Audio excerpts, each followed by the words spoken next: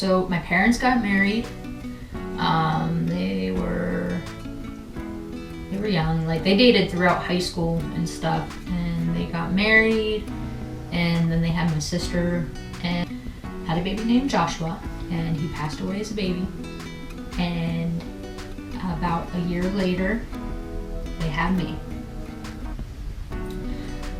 I don't think that either one of my parents took it very well. And I think it had a really, really big impact on them. They split up, and my dad married again. My birth mother took a really negative turn. That's who me and my sister lived with. We lived with her. And it wasn't very long that she had my sister and I calling, other guys' dad, and, just bitter stuff, I think that everything, now that I'm older, not that I agree with it by any means, but now that I'm older, I'm trying to understand it, and it's still painful, but she took out all of her pain. She took out on my sister and I, and so growing up, we moved in with a guy that she met and his boys, and those boys and a couple of them had girlfriends at the time, were like seriously our brothers, and they took such good care. Well, they took really good care of me, and later on they took good care of my sister. But it was like hey, those are new kids coming in. I was young enough, they didn't care. My sister was a little bit older, so they weren't a fan. But my one stepbrother and his girlfriend had a son, and he was 3 years younger than me, and he was like my little brother, really. And those two had taken me everywhere. And if they are watching, dude, I appreciate it. They would do whatever they could to get me out of the house. And I know that they did that with my sister a lot too. And when my sister got older, she did the same for me. Some of the things that my birth mother would do would be, like if her and my stepdad at the time got in a fight, or her and my dad got in a fight, or her and one of my stepbrothers got in a fight, which was a lot, she would take me with her, and she would just gun it, and then slam on her brakes and hit my face off the dashboard. She put herself in a position that she did not want to be in. And she just took it out on us as kids. So I was abused, both mentally and physically. That was the physical side of it. The mental side of it,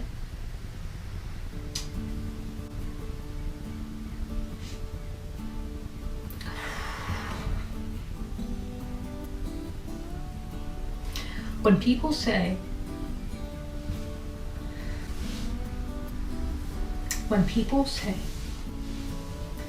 that mental abuse is not as bad as physical abuse, I say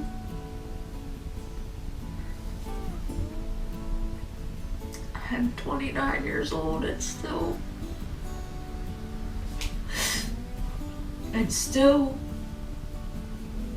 get upset about stuff that I know isn't true, that I was told as a little kid. The reason I say Joshua was such a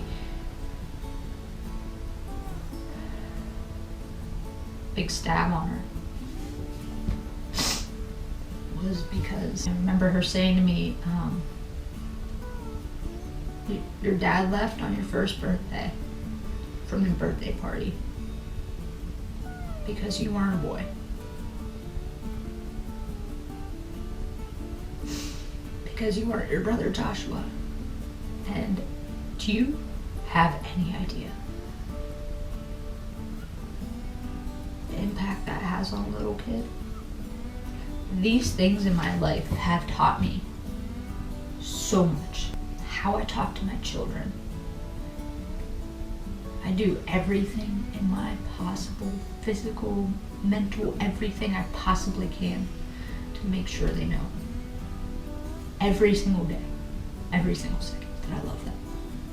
Like, I know I have a lot of videos joking about parenthood because it's funny. Parenthood is so like the unexpected. It's just always unexpected, and it's funny, and I love it. But there would never be a moment that I want my kids to ever think that I don't love them, because I love them so much. We moved again, about a year we moved again. And from there, it only got worse. My mother was diagnosed with multiple sclerosis, so here's basically what I'm in my life I've tried to understand.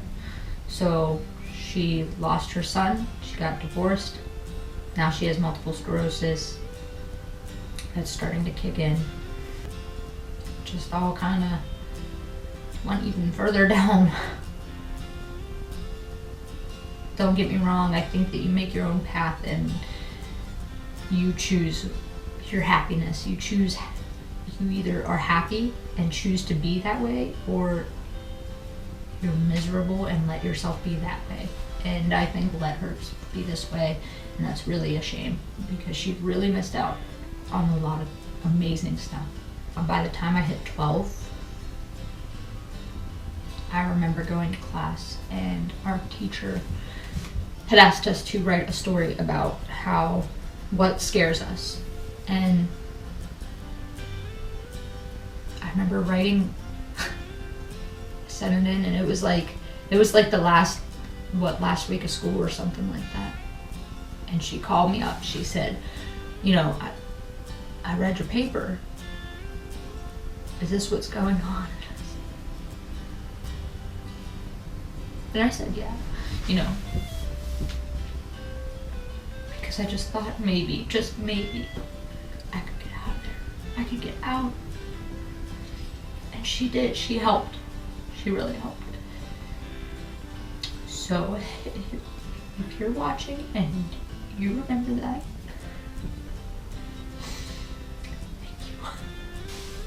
because of that, my dad started court, and about, I think it was not much longer, hit me for the last time. And I knew then to take it to my dad, and CYS came, and so I was no longer living there. And then I moved in with my dad. It was a rough road. Like, I'm so thankful that my dad took me in. And it was definitely better than where I was. But God was with me every step of the way. My now adopted mom had some troubles of her own, and she'd found Christ. And the complete 180 in her, it was just amazing. I mean, I remember praying and praying and praying for her and for my dad, and God just stepped in and, like, boom,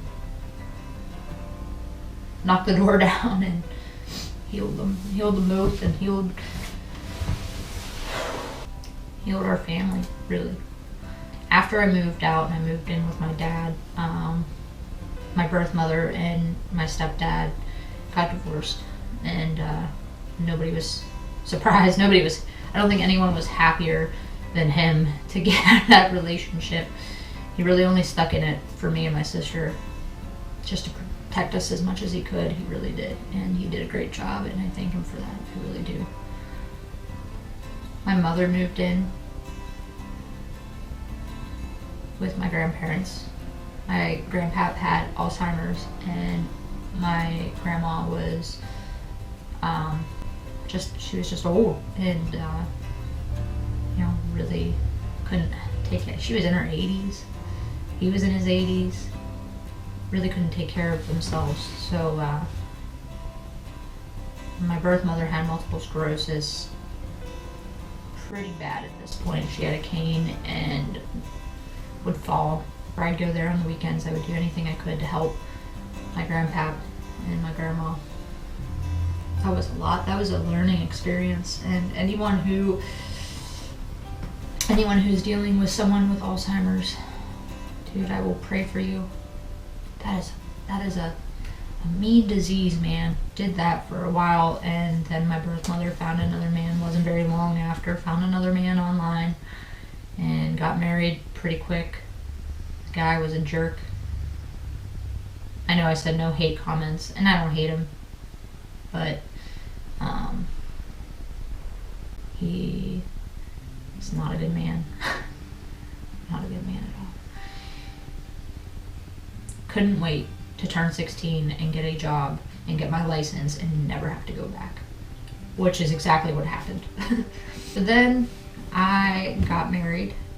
Chris and we got married 2016. I'm horrible with dates. That's my bad. Him and I met but we were working in a warehouse, and I always said that I would never date a dude I worked with, but turns out I would marry a dude that I worked with. For him and I, it was awful. And if it weren't for God who intervened and reminded us that, like, hey, you took an oath, this is your vows, okay? I'm not saying that you should ever take abuse or anything like that. I'm not. Obviously, that is not, do not take abuse. Not cool. But him and I fought day and night. There were times where we wouldn't speak because we were just set in our ways, and neither one of us wanted to give. We didn't fight for our relationship. Then I found out that I was pregnant 3 or 4 months into our marriage, and that really was helpful. I think that was God's blessing. We had Casey, and I laid eyes on the most beautiful thing at the time I ever saw in my whole life. Me and my family had a little bit of a tiff. Never stopped praying, because in this situation, as in for me, all situations, God has gotten me out of a house ridden in pee. Okay, so of course I turned to God, period. There was no other option. God was going to fix it. And then out of nowhere, it was mended.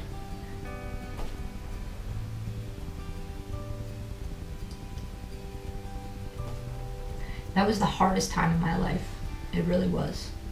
It wasn't all rainbows and sunshine at first. But from where it was to where it is now is incredible, the difference, and it's really cool. And I'm very thankful for that.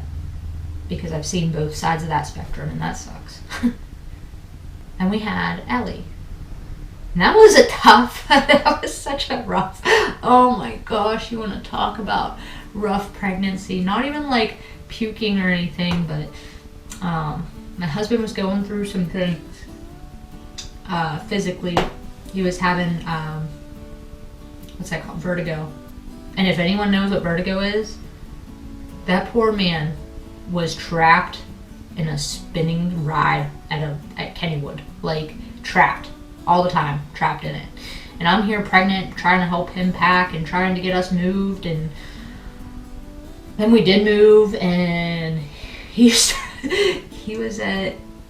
out of the state for most of the summer, and oh my goodness, what a no wonder Ellie is so spirited. I still pray for my birth mother, and of course my family and stuff, but I still pray for her. It took me a long time to forgive her. It really, really did. Because in my head I would say I forgive her. But I had so much anger for a very long time towards her. And now, hey man, it is what it is, and I kind of feel bad for her because she's missing out on the most beautiful things I've ever seen in my whole life, my daughters. And so I really do feel for her. I do. It's not. It's gotta be hard knowing she's never gonna meet them.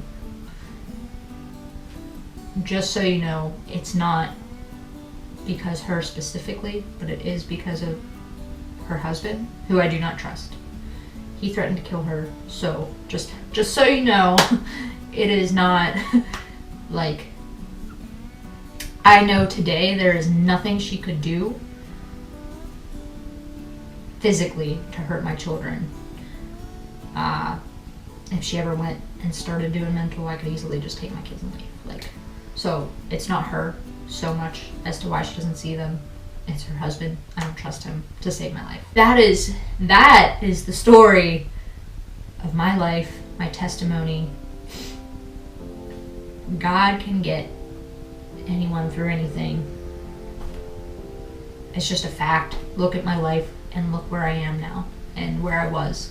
There were in a dark place in myself, and the 110% the only thing that got me out of it was God, period. There is no second thought. Like,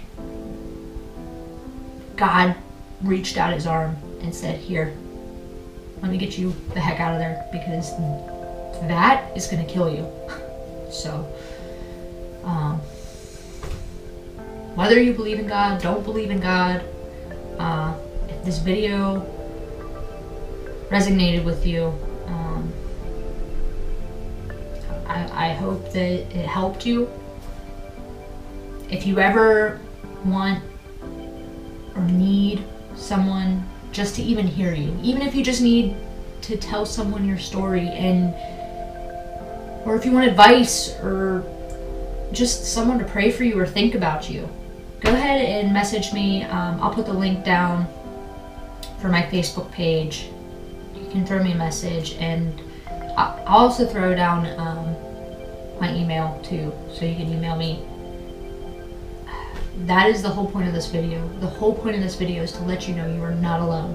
No matter how dark, no matter how alone you probably may feel, like you might literally feel like no one is there.